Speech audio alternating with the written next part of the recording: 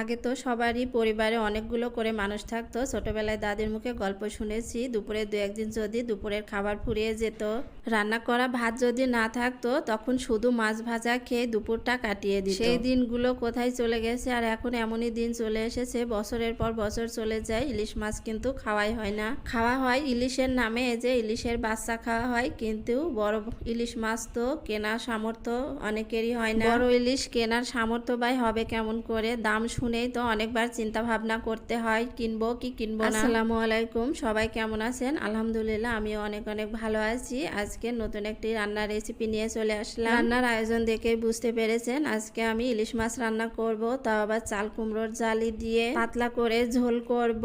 আর চাল কুমড়োর সঙ্গে দেব কয়েকটা কচু আর আলু। ইলিশ মাছ যে কোনো সবজি দিয়ে খেতেই কিন্তু ভালো লাগে, তবে মাছগুলো ছোট হলেও অনেক টাটকা ছিল। ইলিশ মাছ কিন্তু যত কম মশলা দিয়ে রান্না করা যায় তরকারি কিন্তু তত টেস্ট হয় বেশি। মাছটা অনেক ভালো ছিল, মাছ ভাজতে গিয়ে অনেক তেল বের হয়েছে।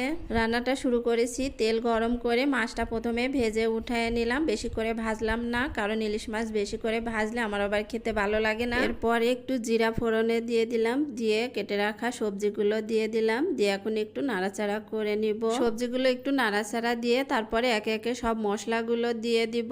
তবে ইলিশ মাছ আর চিংড়ি মাছে মশলা যত কম হয় খেতে কিন্তু তত ভালো লাগে। এখন আমি বেটে রাখা মশলাগুলো দিয়ে দিলাম, বাটা মশলা দিয়ে আর একটু নাড়াচাড়া দিয়ে একে একে হলুদ, ধনে গুঁড়ো আর স্বাদ মতো লবণও দিয়ে দেব, দিয়ে খুব ভালো করে কষিয়ে নেব। যেহেতু চাল কুমড়ো থেকে অনেকটা পানি বের হবে, সেজন্য আর বাড়তি কোনো পানি দিব না। আমার আবার অন্যান্য মাছ কাটতে খুবই বিরক্ত লাগে, কিন্তু ইলিশ মাছটা কাটতে আমার খুবই ভালো লাগে। এখনকার ছেলে মেয়েদের তো তাজা ইলিশ দেখা মানে স্বপ্নের মতো। ছোটবেলায় নানির বাসায় যখন যেতাম তখন নানা নদী থেকে তাজা ইলিশ ধরে নিয়ে আসতো, আর আমি বসে বসে কাটতাম। আমার ইলিশ মাছ কাটতে এমনিতে অনেক বেশি ভালো লাগতো, সেজন্য মাছ নিয়ে আসলে নানি আমাকে বলতো তুমি কেটে দাও। পদ্মার ইলিশ এমনিতেই স্বাদ বেশি, আর নানার বাড়ি তো পদ্মা নদীর পাড়ে, সেখান থেকে মাছগুলো ধরে আনতো, আর সেই মাছ রান্না করলে সেই তরকারির ঘ্রাণ তো অনেক দূর পর্যন্ত চলে যেত। কিন্তু এখন ইলিশ মাছ রান্না করলে বোঝাই যায় না যে ইলিশ মাছ রান্না করলাম না কি মাছ রান্না করলাম। সেই দিনও নেই এখন,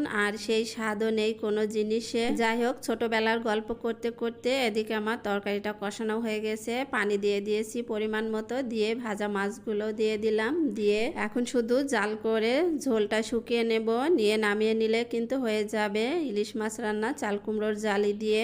আমার রেসিপিটি ভালো লাগলে একটি লাইক, কমেন্ট আর একটি শেয়ার করে দেবেন প্লিজ। সবাই ভালো থাকবেন, সুস্থ থাকবেন, আর আমার জন্য অনেক অনেক দোয়া করবেন। সবাইকে আল্লাহ হাফেজ।